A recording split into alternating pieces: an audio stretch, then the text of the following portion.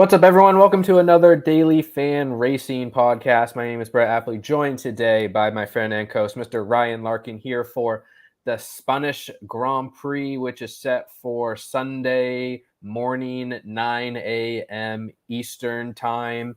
Should be a fun race. Just so you guys know, Ryan I don't believe he's written up all the breakdowns yet. I don't think the projections are out yet. Qualifying just happened like an hour ago. So we're kind of just talking through this slate from a macro perspective. If you want to refer back to information between now and the start of the race, please do so. The written breakdowns, which will have updated information if there is any. But yeah, I'm looking forward to chatting with you today. Also, we have UFC Saudi Arabia on in the background. It is Saturday morning here for me, about noon for Ryan. So just it's a casual Saturday morning here, hanging out, talking sports. What's going on, Ryan? How are you today? I'm good. First fight went our way, so that's a good start to things. Definitely going to be paying attention to this next one as well, and hopefully that one comes through. And then excited to get into the F1 action. We got Xfinity later today as well. Got a good race. Hopefully the rain holds off. But yeah, it's a fun weekend, and Spain looks like it's shaping up to be a good race. So I think we'll have a good slate to talk about. Yeah, I have some Xfinity lineups entered as well. I was going to text you this. Like, it was so much easier making lineups without Bell, even though it's like, it seems very, very likely that he's going to win, contend for the optimal lineup, score a lot of points. But then you really got to start punting, and then it gets difficult about who to play. I ended up making more mid-range builds without Bell than I expected, just based on the analysis, just because they were easy to create. But yeah, that starts in a few hours. We'll see how that goes. For now, let's talk about this Spanish Grand Prix. Tell me a little bit, any important details about the track, the race, how it might affect fantasy scoring. Yeah, so smaller track, kind of similar in length to Canada. So lap times are around in the race, they'll be around the 115 to 117 range early. So shorter lap times and extremely high tire wear. So this is something we haven't seen a lot of here recently, because we've seen a lot of street courses. We haven't seen a lot of tire degradation. We haven't seen tire fall off as significant as we will this week. Really, Bahrain is probably the only other race this year that has seen tire fall off somewhat significant. And this racetrack is far, far worse than that. So that's really going to be the biggest thing. One lap pace or qualifying pace isn't necessarily a great indicator of what a race will look like, because we don't know what they'll look like 15 laps into a run. And because tire fall off is so significant, it can shake things up a little bit. That's why when you look at the history here, it is always the halves, the best of the best that deliver good finishes. And certainly heading into this week, I was a big fan of Lewis Hamilton. I wrote that up in the newsletter for this reason. Max Verstappen obviously is probably the best of the best when it comes to tire conservation. And this is kind of where you can separate teammates from each other. You can separate certain drivers.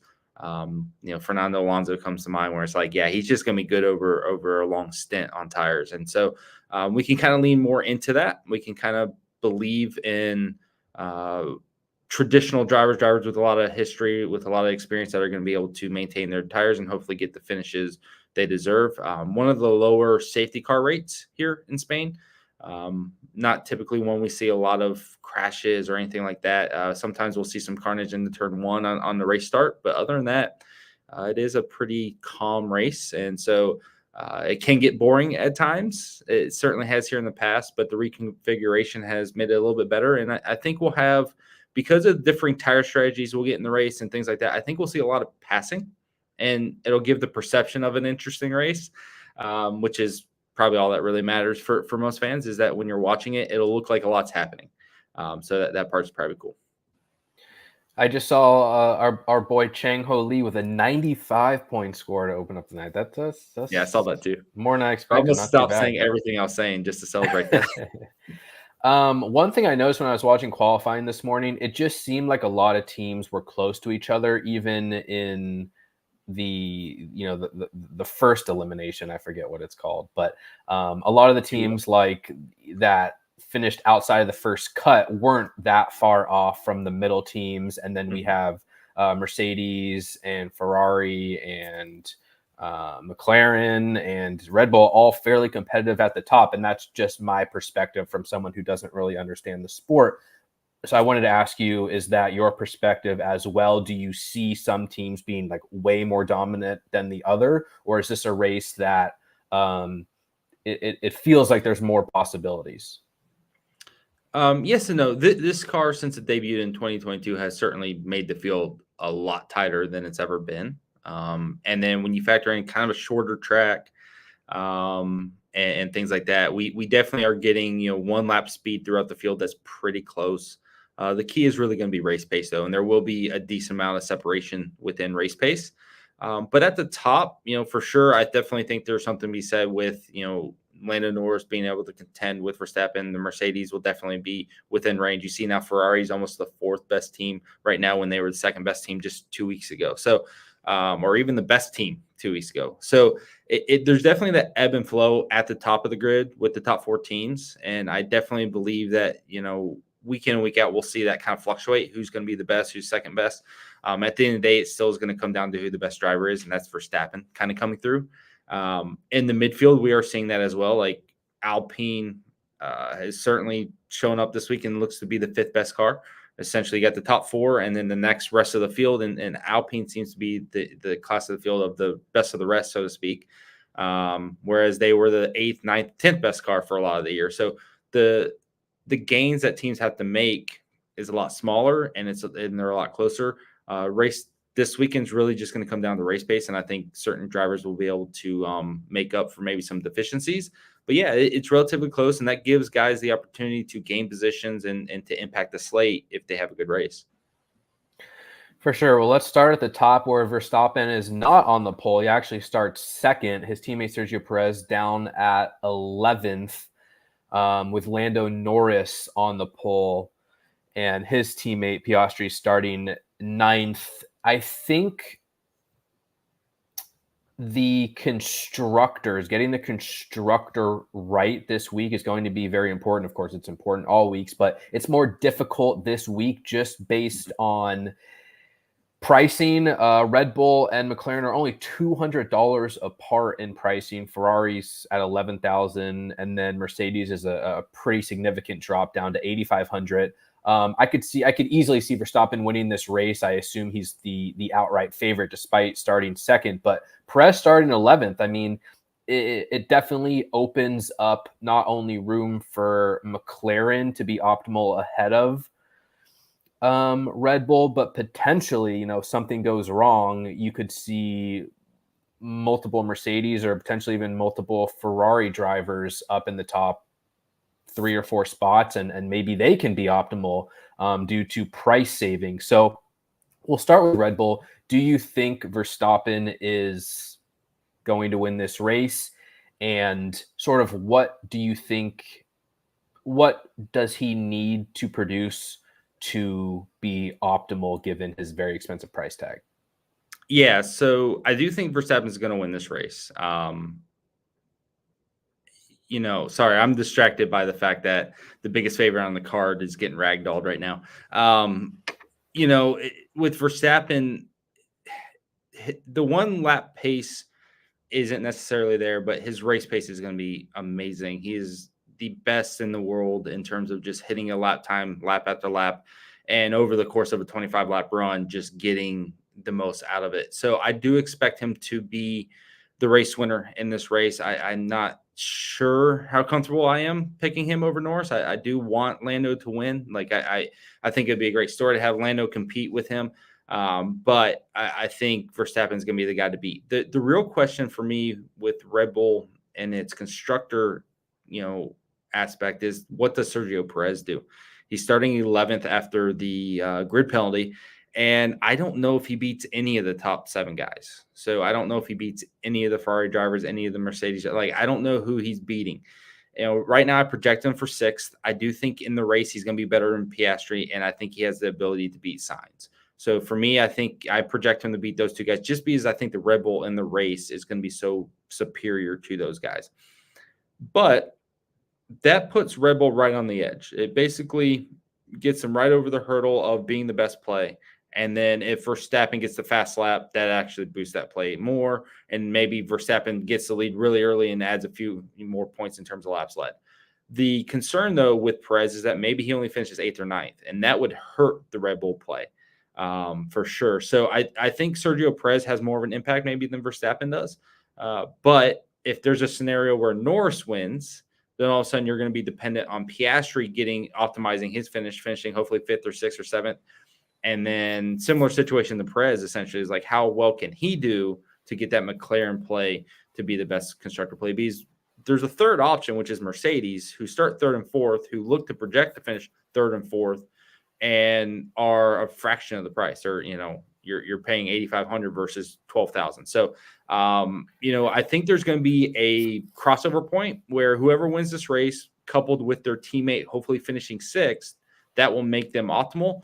Whereas if they finish 7th or 8th, that can bring the Mercedes play into consideration as well, just for the salary savings and because they score relatively the same amount. So there is some consideration there with Mercedes as a constructor as well. But up top with Red Bull, with McLaren, it really is going to be dependent on who wins the race, and you can correlate it based off of that as well. Yeah, I got to think if Norris wins, you're going to want McLaren as the constructor. I mean, that would, give them a significant boost over the Red Bull if Verstappen finishes 2nd. And even if Piastri is a little bit behind, I mean, unless Perez is finishing top 3, I don't think it's going to matter an incredible amount. But yeah, it definitely opens up for Mercedes, who's $3,300 cheaper than McLaren as well. So Verstappen, as far as, can you even build lineups with him as captain this week? No. I mean, you gut your salary and you give up on the 2nd place driver, essentially, or the 2nd best driver. The best build that I have noticed is going to be with Lewis Hamilton at captain. The pivot off that would be, George Russell, if you can afford it. But it's Lewis Hamilton finishing 3rd and then Verstappen winning. That would be the type of build that would work. Now, with Lando being his price, if he wins, he's going to be a captain play because he's going to score so much more, and you can afford a decent rest of your lineup. But as far as I can tell, Verstappen's just not going to fit financially. And then the other option is going like a cheap captain, like a Gasly, Bottas, maybe a Magnussen or Sargent if something happens to their teammates where those guys hit, which we see frequently enough where, Logan Sargent's riding around last and Albon crashes out or something, right? So it's certainly plausible that something like that happens. I think I prefer to try to play Lewis Hamilton finishing 3rd and getting a good finish or George Russell, because you're getting those podium points. You're getting a lot from them. But depending on how the slate shakes out, if there is a couple of DNFs, Logan Sargent ends up 16th and Albon's out, then all of a sudden, yeah, that might be the better way to go if Verstappen wins, where you get Verstappen, Hamilton, Russell, and then another good mid-tier play that adds some more points to your total. And if Verstappen finishes 2nd, what are his chances of optimal?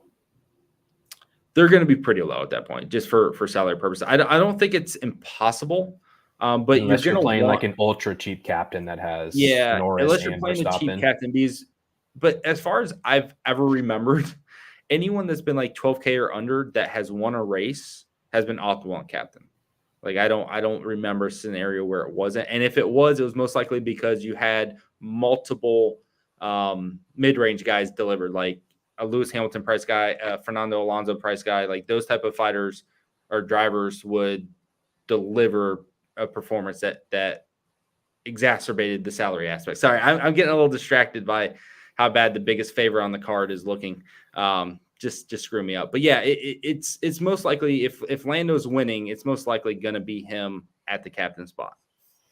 Yeah, for sure. And Perez starting 11th. I mean, is he essentially like the only way that Perez has viability is if there's an issue to Verstappen? I mean, he is much cheaper than a lot of the top drivers, but even if he gets some place differential bonuses and finishes like 5th or something like that, as long as Verstappen's in the race, I don't think Perez is contending for the optimal lineup at 8.2K.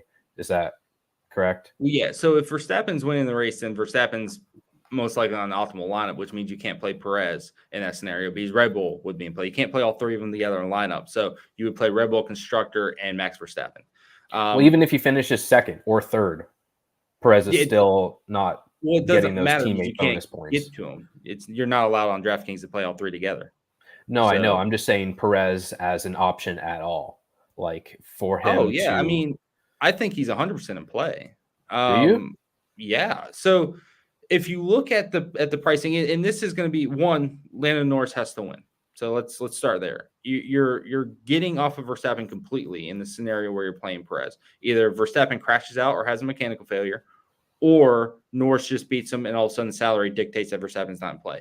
And then how do you fill out the rest of that lineup? If Sergio Perez is adding 3 place differential points and finishing fifth, has fifth place points, and he's only 8K, yeah, I can see that working. We've seen that numerous times in recent weeks where, Lewis Hamilton was almost on the optimal lineup, losing to Verstappen and finishing fifth at this price range. It's 100% possible that a guy that costs 8K scores 14 points, 15 points, and is optimal. So, yes, I do think he's in play. Now, that's going to be dictated based off of Norris's scoring, whether he needs to be played at captain, whether you can afford him, things like that. The obvious play is going to be the Mercedes drivers, whichever one of them finishes second or third, right?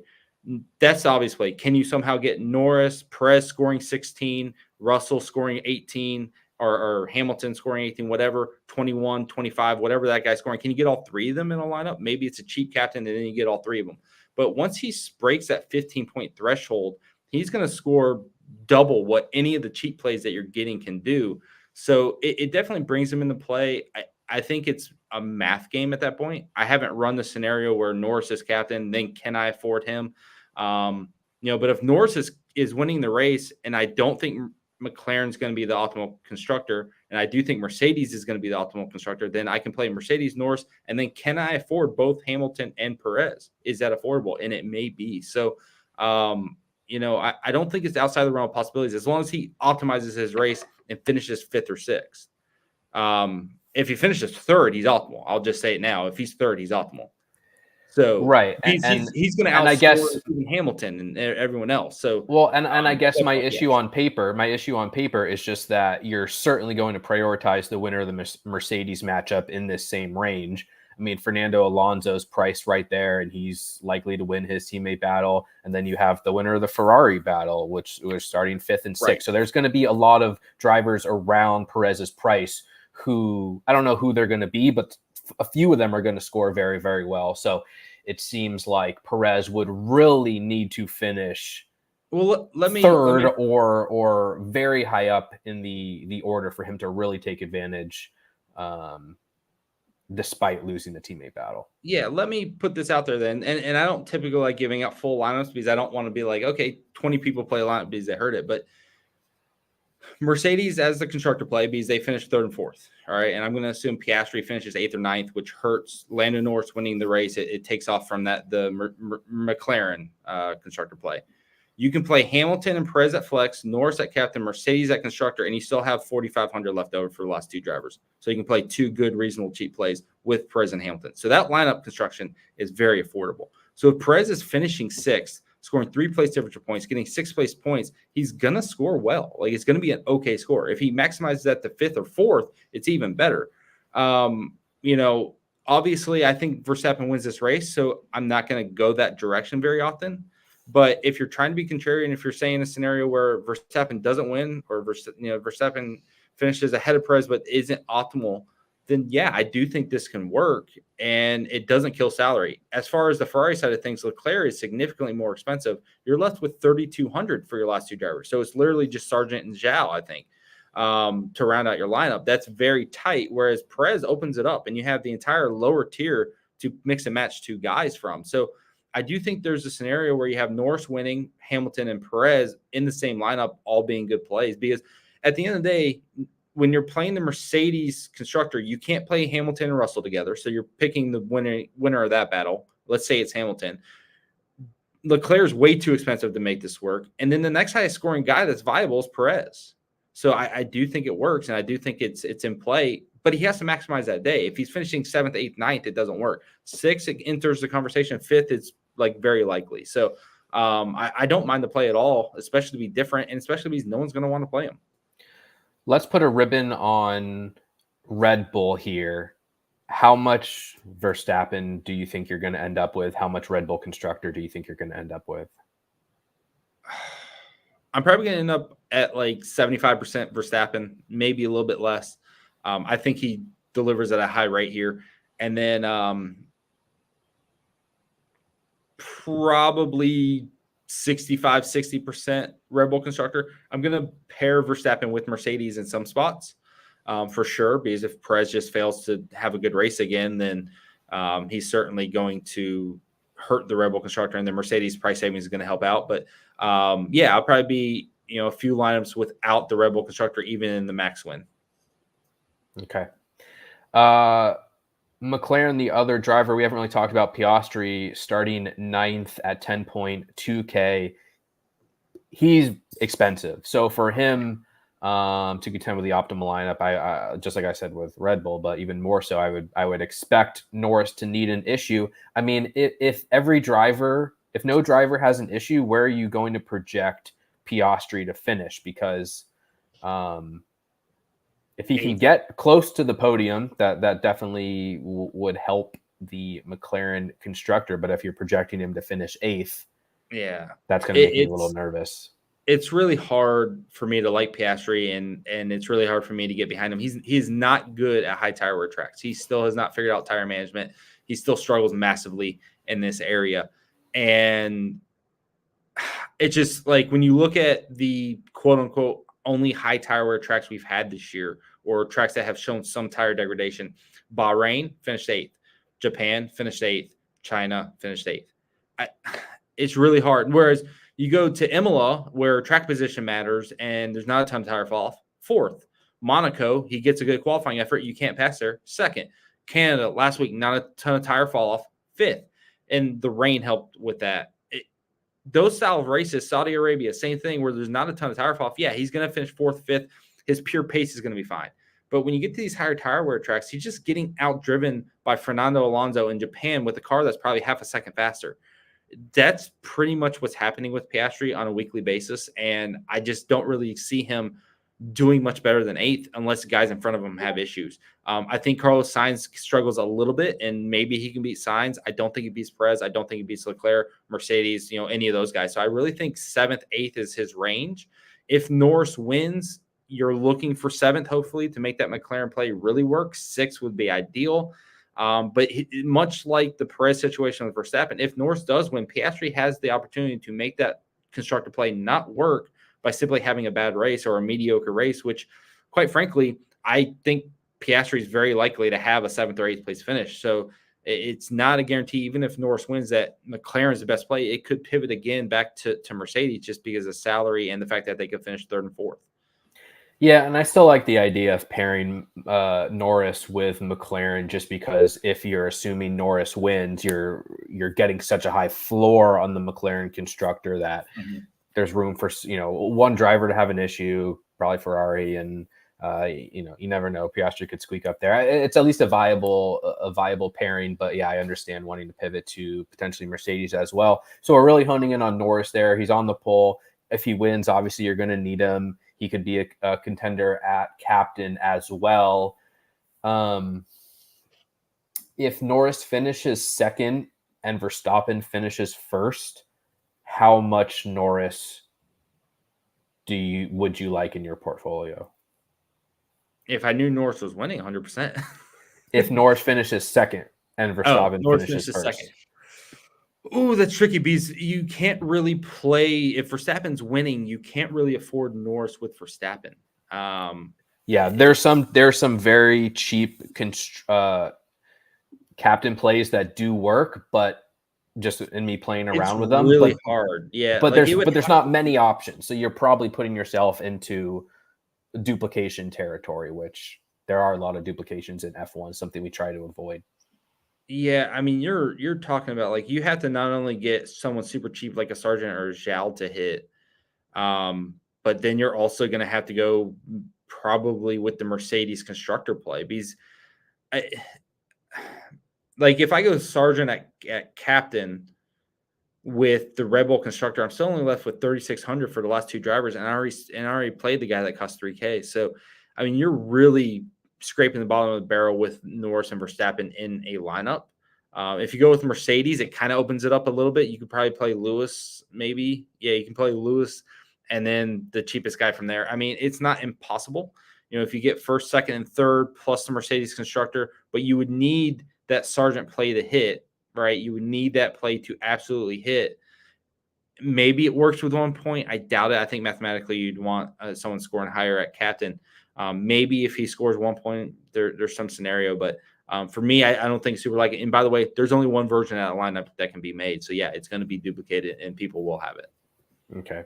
So, yeah, I mean, potentially, despite McLaren looking pretty strong, potentially not as interested in rostering them as we might expect prior to looking into the slate. Anything else you want to touch on McLaren before we move on? No, I think Lando. I should touch on Lando a little bit more because I don't think we focused on him. I'm not super confident that he's finishing second. So again, when it comes down to race pace, yeah, one lap he killed the lap, and he was really, really good over that one lap. But man, I am not comfortable picking him over Lewis Hamilton over the entirety of this race. So I do think there's a scenario where he finishes third or fourth even. So don't rule out the fact that both Mercedes cars are just better on long run pace. We saw this in Canada even, they were just kind of better. Lando didn't make the same mistakes that Russell did or that Lewis did. But I think the Mercedes car overall was really good. Where Norris is going to have an advantage is he starts first. There's a chance he leads into turn one and is able to build a little bit of a gap. The Mercedes isn't great at high fuel load, so the first stint isn't great for Mercedes. They're really good on the back end of a race. So Norris could build a gap and manage that. He's still got a really good car, obviously, but I don't think it's a given that he's finishing second here. I do think in the race with race pace that Lewis and George will be challenging him at some point potentially, and that will potentially shake the slate up even more. If that happens, if Norris finishes fourth, if for some reason he isn't able to hold off the Mercedes, then the Mercedes constructor really takes a boost because you get the bonus points for both being on the podium, which is a big boost for that constructor play. So I do think that's something to keep in mind as well with Lando. I think when you're building with him, you're mainly just building with the mindset that he wins this race, that his qualifying pace carries over to the race. He's able to hold off Verstappen. Max struggles for whatever reason. Certainly possible, although Max seems really happy with this car. He likes the balance it appears. So I think Max is going to win it. But if Norris wins it, that you need to build for that scenario. You really need to play out that theory. And that's really the only time I would be playing Lando is, okay, he wins, and this is how he wins, more so than anything else.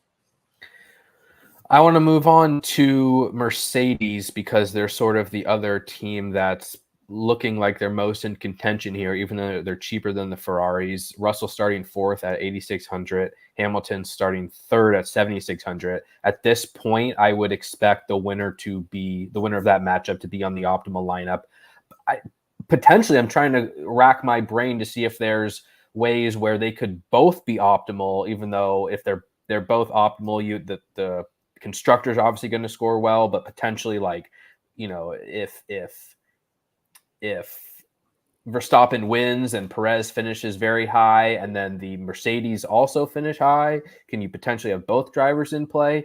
Tell me what you think about Mercedes as a whole. I assume that we're going to project Hamilton to beat Russell heads up, but tell me how close you perceive that matchup to be. I think this week it's definitely Hamilton by a significant margin. It's really hard because Russell certainly has gotten the better of him a lot this year, but this is Hamilton's bread and butter. I mean, this is his style of track, his style of race. He's got the qualifying advantage for only the second time this year. So that's going to be a big boost. The thing with teammates that start third and fourth is you just never know.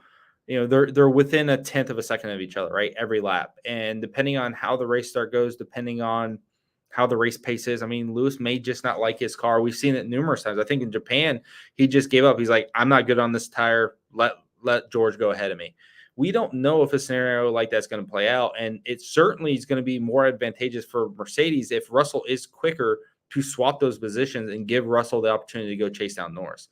So if Lewis, for some reason, is not feeling the handling of the car and is struggling a little bit, I do think George is in the place to beat him. But almost every week, it feels like Lewis is just better at the end of the race. Canada, he's just better, right? He's better in all these scenarios, but because he's struggling in qualifying, because he's not gaining the track position early in the race, he's coming from behind the entire year. Whereas this time, he's starting third, he's got the track position, he's going to have the long run pace. I think there's a pretty good chance that he wins this matchup and is the optimal play. Now, what you said about Perez maximizing his race is a very good point. Like, so if Perez is finishing fifth, and that's basically guaranteeing the Red Bull constructor is the optimal play with Verstappen winning, then you could play both Russell and Hamilton in a lineup. Similar to what I was talking about with putting Perez in a lineup, that same price point is where Russell is, and finishing fourth, even if he loses out to Hamilton, he's going to score fourth place points, which is 15 plus 1 for finishing the race. That's 16 points at 8.6K or whatever it is. Like, that's pretty good value. And, you know, Alonso's got the potential to maybe score 10 points in a good race.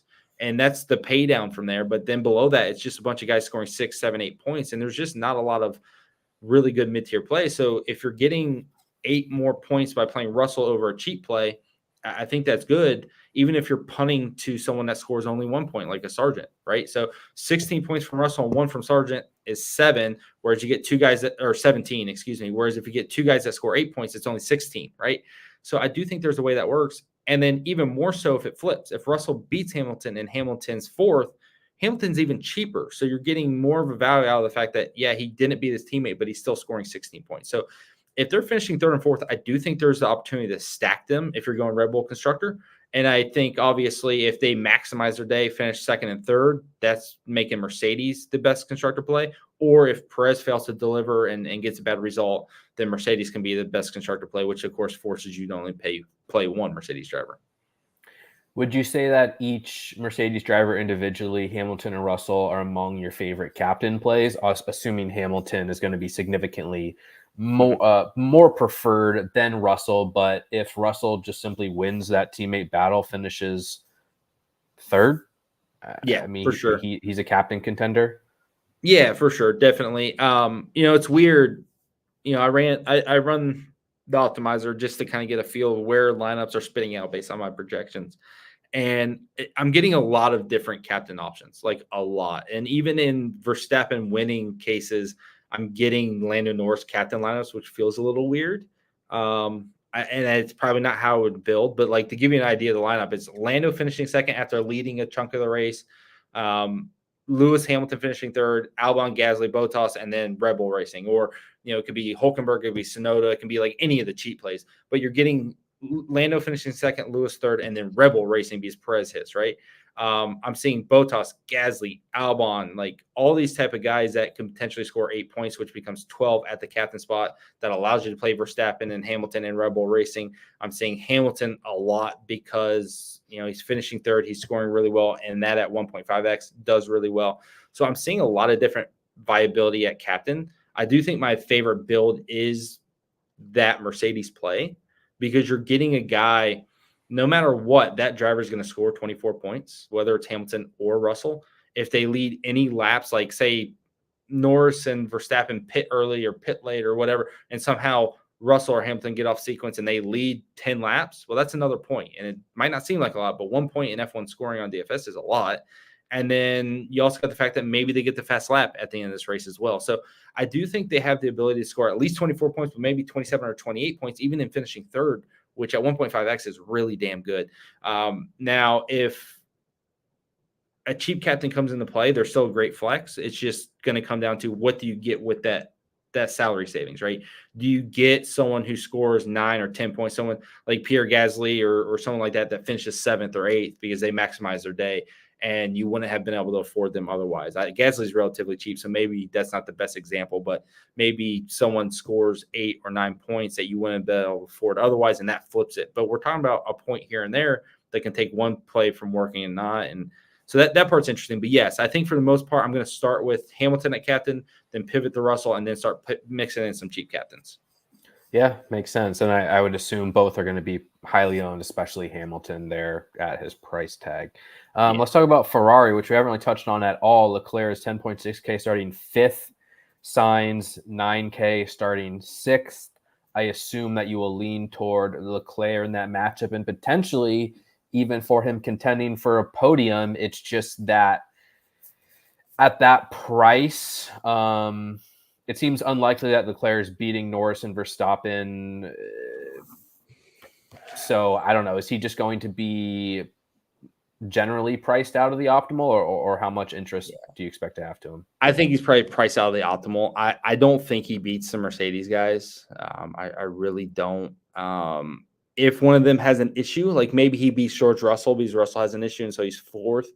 If he can get the 4th, maybe that brings it in, but salary is going to be really difficult. If you're paying that much, like for him, you're going to get off of Hamilton, for instance. If the Red Bull constructor play is working, you're going to want Red Bull, Verstappen, and then whoever finishes 3rd, and then you got to play cheap plays. The only way Leclerc works is if he does somehow beat both Mercedes. I just don't think it's super likely. Or I guess it could be the scenario where Lando wins, and then you're able to get Leclerc and a Mercedes driver, right? Something like that is how you do it. I don't think Leclerc is someone I'm going to invest much in just because the path is pretty weak in all actuality. I don't think he does much better than 5th, and even if he does 4th, I don't know if it's good enough salary-wise, especially if Max wins. The way I would build it is like, okay, Norris wins. Let's say Verstappen has a motor issue because let's just get him out of there. That puts us playing Mercedes as the constructor, and then Leclerc finishing 4th.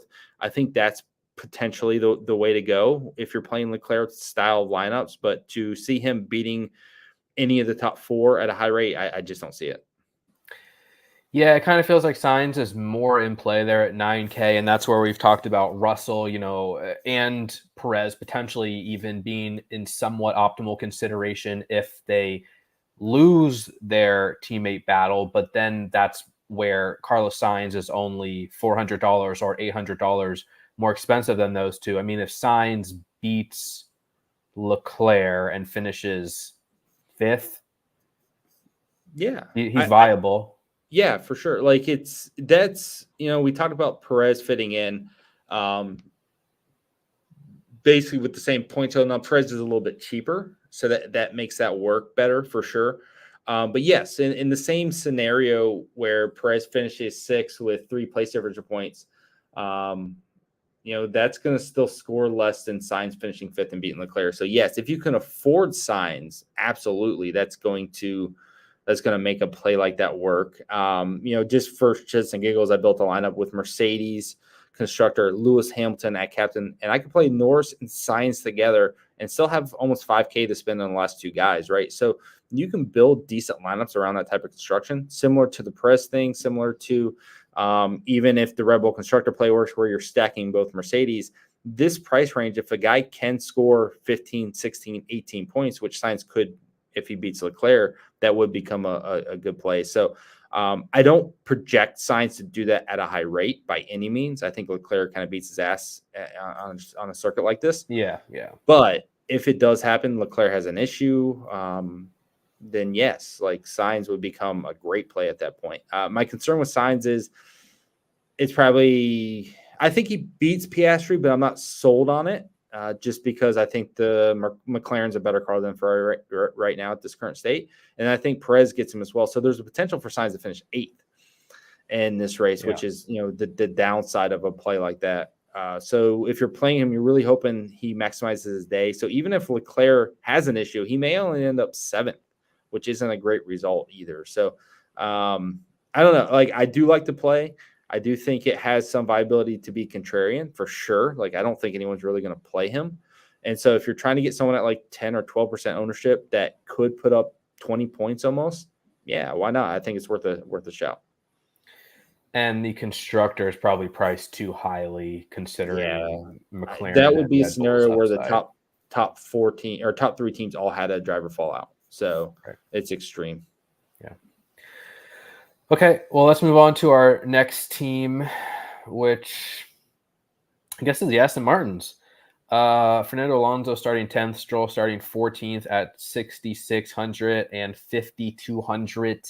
They didn't look particularly fast in qualifying, but obviously Alonso, very experienced driver, good price, going to be set up well to win that teammate head to head. Is he a viable mix in for you in that mid range? Yes, but it's going to take some help. On pace, I think he can get the 9th or 10th, which isn't really going to get the job done. Finishing 9th is going to score him 8 points, which there's going to be a lot of guys that could score 8 points, and you're not really going to want to pay that salary for 8 points.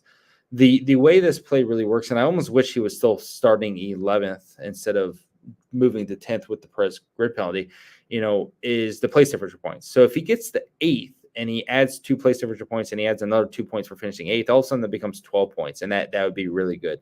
On pure pace, that's not happening. Like I don't think that's happening. He would have to be both Alpines and probably Piastri, and I just don't think that's realistic. But if one of the top 8 fall out to a mechanical failure or crash out or have an issue, and he beats both Alpines, that's how it would work, right? So I think it's plausible that he ends up in 8th place with 12 points and scores well. If he gets the 7th, if we have a really kind of like couple of weird instances at the front, maybe a crash at the race start or something where we knock out 2 guys, that is a driver that could finish 7th with a little bit. I'm sorry, the place differential wouldn't come if he finishes 8th. The place differential comes if he finishes 7th. 7th is where this play really works. So I just don't think he does it at a high rate. And I don't mind it to be contrarian, and I don't mind it if you're just trying to build something to be different. And you're like, okay, I'm not going to pay up for Sainz, or I'm not going to pay up for Perez. I'm going to pay down to Alonso, and then maybe get another decent mid-tier guy if somehow that's affordable. Fine. I think you're being super contrarian if you're playing him, because the race pace can be somewhat decent. That's what you're trying to do. You're like, okay, Alonso's going to be decent in the race, so he can maybe get me there. Yeah, it makes sense. I mean, there's certainly scenarios in which he can contend for the optimal lineup, and there's certainly scenarios in which he doesn't finish high enough, and you're going to want drivers who are cheaper. Stroll starting 14th, like let's say Alonso doesn't exist, Stroll's winning that head-to-head matchup. I would think he probably needs to finish in the points for him to like surely be optimal. Is that kind of what you'd expect? And do you really have any interest even as a leverage pivot there? Yeah, he's still pretty expensive. Like that's the issue. Like they bumped his price up recently, which I don't necessarily disagree with.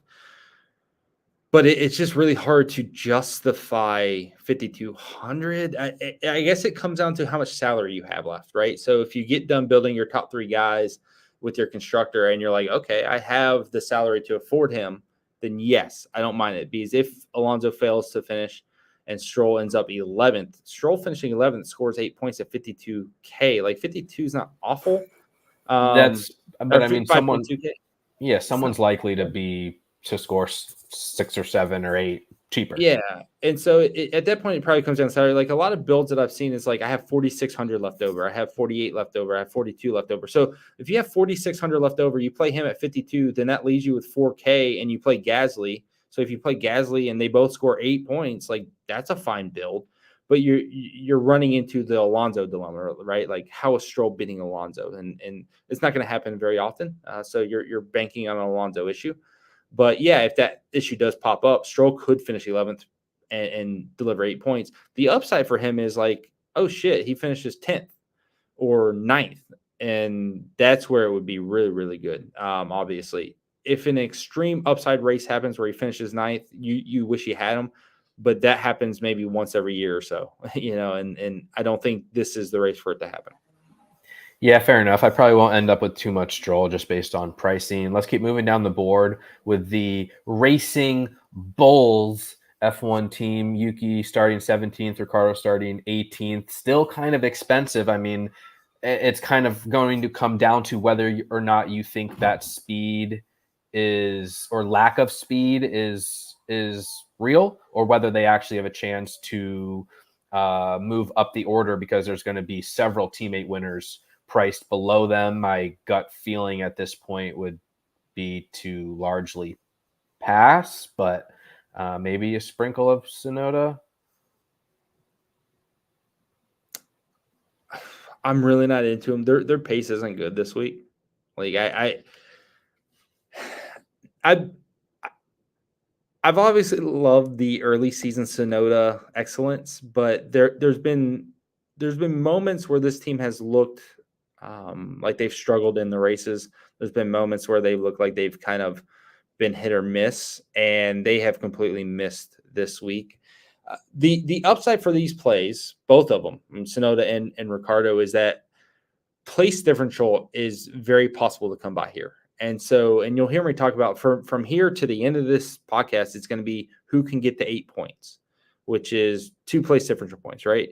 And both these guys, Sonoda needs 14th and Ricardo needs 15th to get those place differential points. So that's relatively easy. Like, that's not a big ask. That's a couple of guys, like, oh, Hulkenberg's ahead of them. Well, maybe he has a mistake. And then the problem is the guys ahead of them in the order might also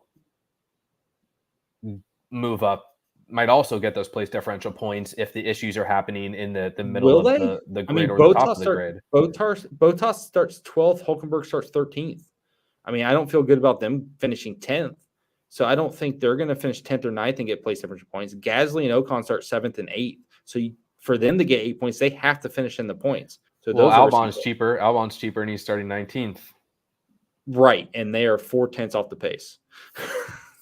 Albon's a fine shout too. And listen, there's going to be multiple drivers we can play in this range. Yeah, but I'm guaranteed 6 points from one of these 2 drivers. Guaranteed. Yeah, but who is it going to be?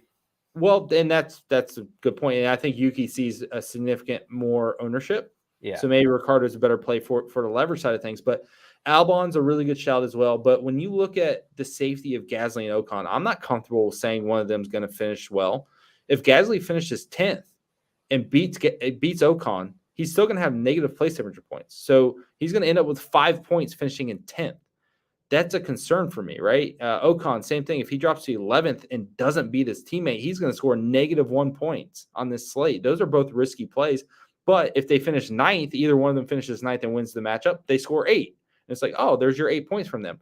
Whereas these guys, the floor is 6. The floor is literally 6 for one of these guys, and the upside is probably 9 points.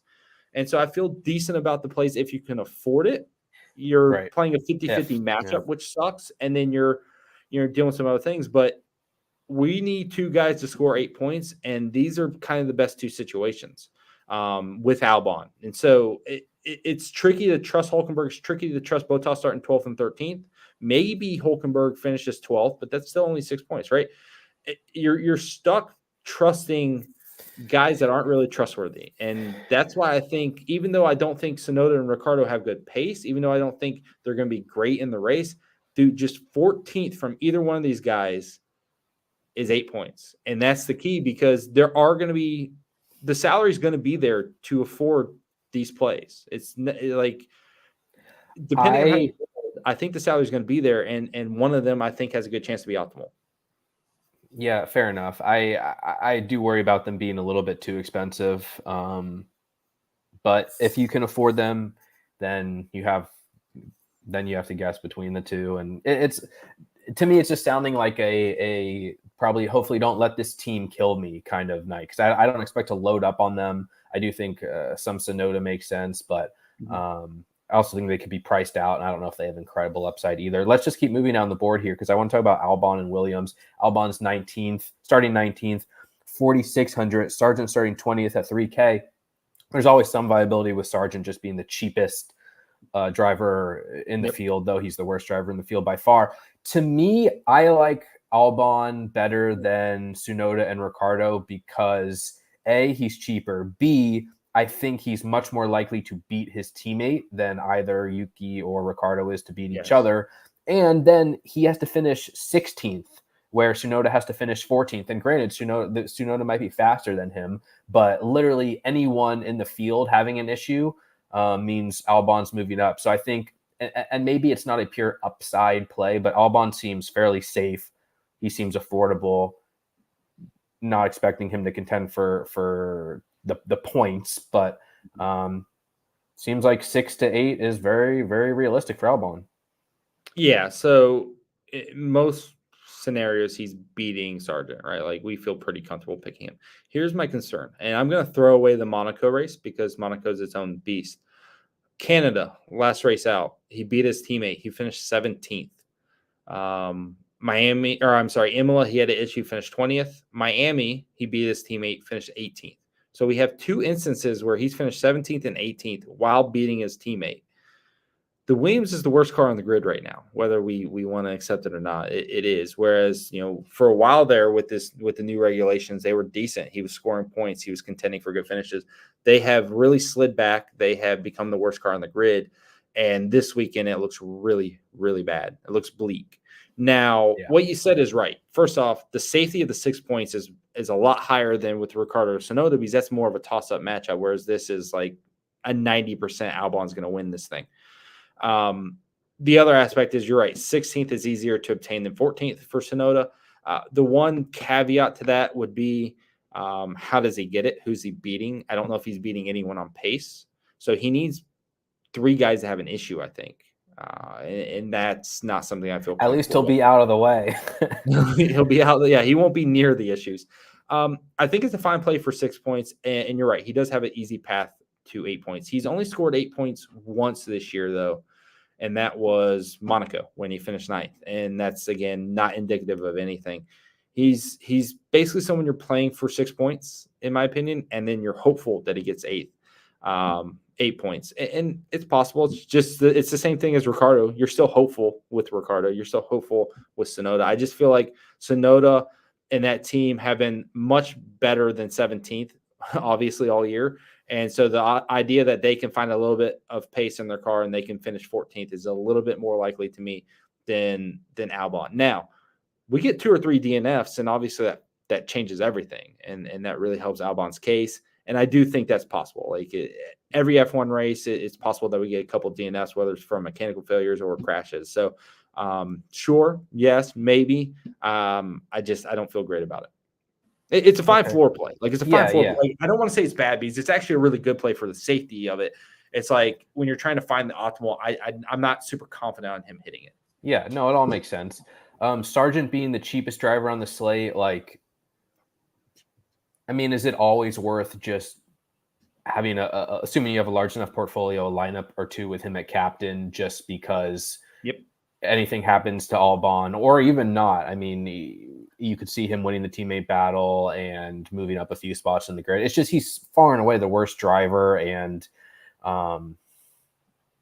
it's really gross to click that button. Otherwise, you're playing a little bit of him when you're forced into it, which tends to happen when you're paying up for Max Verstappen and Lando Norris and Red Bull Constructor. Yeah, so I think it's a good time to talk about like not hating the Williams stack either. So we should throw that out there. In a normal race, like when there's no DNFs, I think neither get place differential. But if we get those 2 or 3 DNFs, then both drivers can get place differential, and all of a sudden Sargent scoring 3 points, where he runs. I do think because he's 3K, because of salary restrictions, because of Zhao not projecting to do anything either, you are given scenarios where even at 1 point, Sargent kind of shows up. That's obviously going to be Verstappen. I do have a Verstappen captain lineup that has Sargent in it. I don't feel great about it, but it exists. You have Sargent at flex when you're trying to afford 3 top 4 finishers like a Hamilton, Norris, Russell.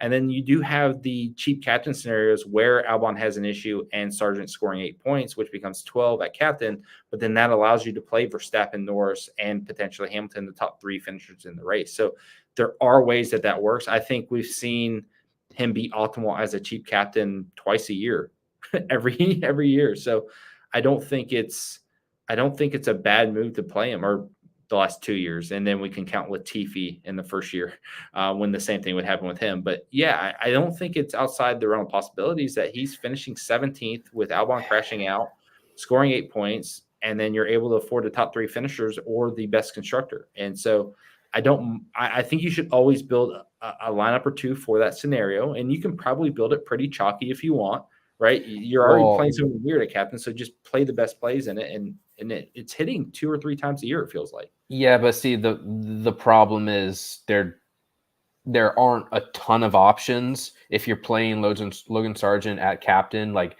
you are almost certainly paying up for Verstappen. You're very likely paying up for Red Bull constructor. You're probably paying up for Lando Norris or the winner of the Mercedes group. And so it's like people who have the Sargent captain are going to be duplicated through most of that lineup. So unless you're doing something else that's weird, like a Logan Sargent captain isn't going to be like incredibly unique because the people are playing him in order to get up for the winners of the race, which makes sense. I understand. And if you have a large enough portfolio, mix him in. He's viable. I get doing that.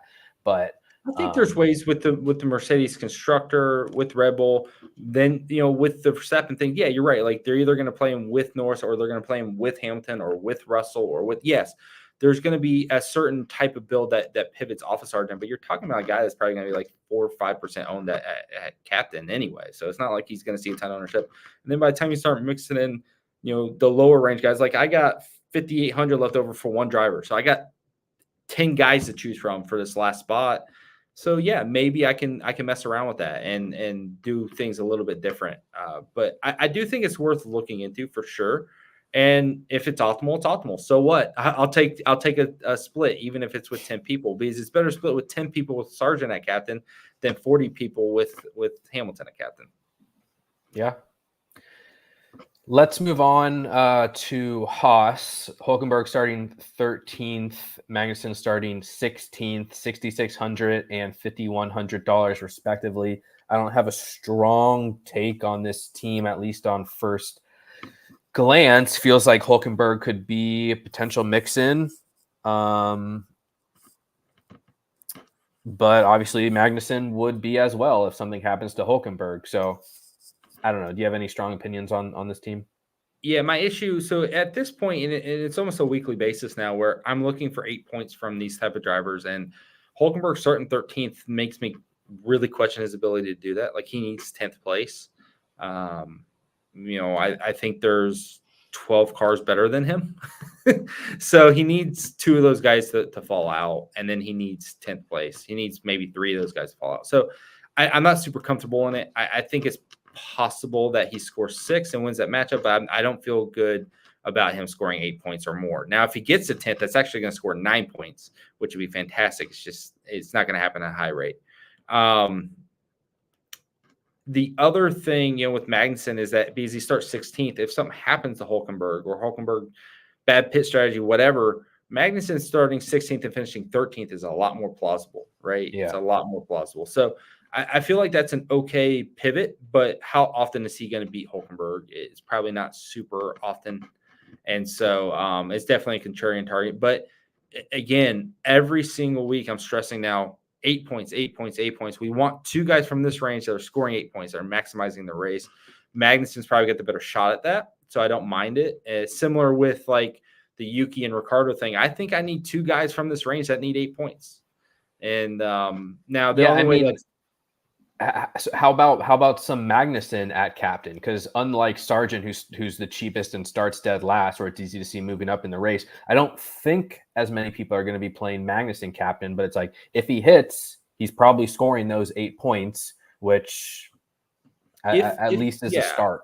If the salary works out to where you're still able to play the best plays, yes. Yeah.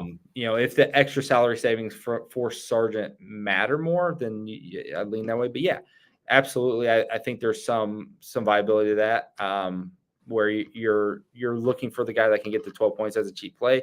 Magnussen's probably got the faster car, and he has more of an ability to fight in that range to actually get the place differential, where he's not reliant on place differential plays. Or, guys crashing out to get the place differential points. So yeah, I definitely don't mind that at all. I think Magnussen's a fine secondary target. It's and I shouldn't say that you need both drivers to score 8 points. We could see a scenario where Sargent scores 1 and is optimal, but most of the time, I'm trying to pair 2 guys that get 8 points, right? And then it becomes a math game whether Sargent plus a mid-tier guy like Russell outscores that play or not. Let's move on to who do we have? Alpine. Gasly starting 7th, Ocon starting 8th. This is just continues to be my worst nightmare team. They're very difficult to get correct, very difficult to pick the head-to-head. Starting 6K and 5,400. I mean, I think they're going to be very popular because they're starting so high in the field, and like if they can retain that position, they're going to smash. Mm-hmm. But they haven't necessarily been a team that makes me feel trusting that they're going to retain this position. And if they slip even slightly, all of a sudden they're getting negative place differential, which you can tell me a little bit more of the math, but could push them below a super safe, boring driver like Albon. Yeah. So yes, they're going to be extremely popular. Yes, they're very interesting plays. So the simple math is there are 9 drivers that are better than these guys. I think it's the top 4 teams: Ferrari, Mercedes, McLaren, and Red Bull, right? Those 8 drivers. And then Fernando Alonso, who I think in the race will be really challenging. So for most weeks, these guys are battling for 9th, 10th, and 11th right now. That's pretty much what they've been battling for. When you look last week, our last race, they were 9th and 10th. Gasly was 10th at Monaco. He was 12th in Miami. You look at Ocon. Ocon's been 10th, and 11th in 3 of the last 4 races, right? That's been their range. Best of the rest, essentially. The pricing's weird here. Like, Ocon has beaten his teammate 6 out of 8 races and 4 out of the last 5, and he would have won the matchup last week or last race in Canada if team orders didn't put Gasly ahead of him. So the fact that Ocon's cheaper is just asinine. I also heard in the qualifying that he's performed very well at this track, and I don't know if there's any merit to this particular track suiting Ocon or even being at Spanish Grand Prix. Where's Ocon from? France. Okay, so not Spain. No, they're the French team, and both their drivers are French. That's right. I didn't remember that. Gasly, I would have gotten correct. But yeah, so yes, Ocon's very good here, and people don't like to admit this, but Ocon's actually a really good driver. He's just a little cunt, and people don't like him. But here's the thing: Gasly finishing 10th scores negative place differential points. So even if he beats Ocon, he's scoring only 5 points on the slate. So he's losing out to even Albon scoring 6 and all those guys. Now, if Gasly finishes 9th, that's 8 points. And that puts him in conversation with the other guys that I'm hoping score 8 points, right? If he's able to finish 8th, then he's a great play. Like an 8th place, Gasly's phenomenal. My thing with Gasly is I do think Ocon beats him. I do think Ocon's the better driver in the race. So I do think there's a good chance of that happening. So that concerns me. I probably won't project that. I'll probably project Gasly to win just because he starts ahead of him. But, like, I would not be shocked to see Ocon win this matchup. The thing with Ocon is finishing 10th, which is probably, if he does beat Gasly, is where he finishes. He scores 7 points, right? He doesn't get the negative place differential. He doesn't get hit with that negative 2 points. So finishing 10th gives him 7 points instead of 5 for Gasly. So that's a big boost for him. If he's finishing 9th, it's the same amount. It's 8 points, just like it would be for Gasly. But if he gets to 11th and he doesn't beat Gasly, he scores -1. So there is a big risk with playing Ocon as that pivot, because if all the better plays beat him, Perez passes him, Piastri passes him, Alonso is able to get him, and he ends up 11th, then all of a sudden you got Ocon scoring -1 points because he didn't beat his teammate and all the better plays beat him. That's a concern with this play. But most likely, he's going to finish 10th-ish, like most likely. And I do think he beats Gasly. I think it's a 50-50 matchup. And so I do think he beats Gasly at a decent rate here. And so And tell me again, if Gasly finishes 10th, what would he score? 5 points. 5 Okay. points. So I Gasly's mean, window is tight. thinner. Right. Yeah. So it makes it seem like despite it being a 50-50 matchup and Gasly having legitimate chance to beat Ocon head to head, his floor and ceiling is more limited and potentially could push him, even in a race where he excels, scores in the points, beats his teammate, he could fall below the Hulkenbergs, the Albons, the Bottases, etc. So it just seems like Gasly's very, very risky. And of the two, I don't know if I would really be prioritizing him at all. I think you have to play him because Why? because if he finishes 9th, which is beating his teammate and beating Alonso, then he scores 8 points. And it's that simple. Like if he does get 9th, it works perfectly. Okay. If he gets 8th, say one of the top 8 guys fall out. If he gets 8th, it's a slam dunk play. It's the best play on the slate at that point. 10 points from 4K is basically the best play on the slate. So it's not outside the realm of possibility that he's 8th or 9th and hitting. The one caveat or one thing that has to be remembered when playing him is that Perez and Piastri will be better in the race. They will pass him and they will push him to 9th. Does anyone in the top part of the field fall out, have a DNF? And how's Alonso look in the race? Right now, I do think Ocon's going to be an extreme challenge for him. I really do. If I had to bet money on it, I'd bet Ocon. Right, and so it's hard to be super comfortable in Gasly, but if he does beat Ocon and he does beat Alonso, he's got 8 points. If someone up front crashes out, he's got 10.